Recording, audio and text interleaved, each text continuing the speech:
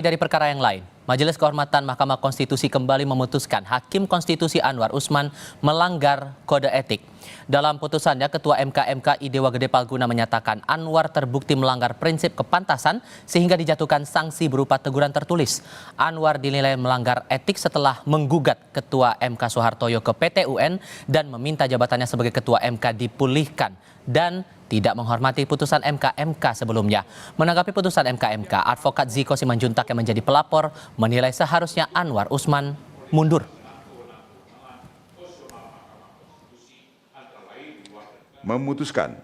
Menyatakan, 1.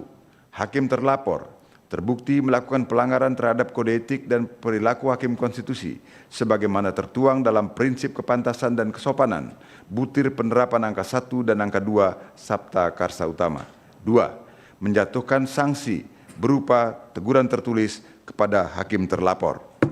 Demikian diputus dalam rapat Majelis Kehormatan oleh 3 anggota Majelis Kehormatan, yaitu Idewa Gede Palguna sebagai Ketua Merangkap Anggota, Ridwan Mansur sebagai Sekretaris Merangkap Anggota, dan Yuliandri sebagai anggota pada hari Selasa tanggal 19 bulan Maret tahun 2024 dan hari Selasa tanggal 26 bulan Maret tahun 2024 dan diucapkan dalam sidang pleno Majelis Kehormatan Mahkamah Konstitusi terbuka untuk umum pada hari Kamis tanggal 28 bulan Maret tahun 2024. Saya mempertanyakan apakah masih pantas hakim konstitusi seperti itu, begitu. Seharusnya yang diharapkan dari tim Bang Ziko seperti apa harusnya? Ya kami semua di sini melaporkan, meminta supaya diberhentikan secara tidak hormat di dalam laporan kami kalau terbukti begitu kan. Dan ternyata terbukti melanggar etik, tapi ternyata putusannya hanya diberi sanksi teguran tertulis, ya sudahlah, gitu kan. Tapi memang sudah terbukti beberapa kali melanggar etik.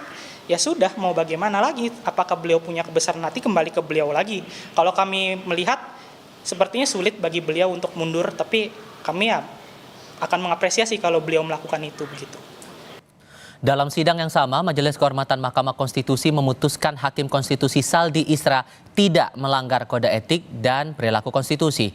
Majelis mengatakan Saldi tidak terbukti terafiliasi dengan PDI Perjuangan. Saldi sebelumnya dilaporkan atas dugaan melanggar etik karena terafiliasi dengan PDIP.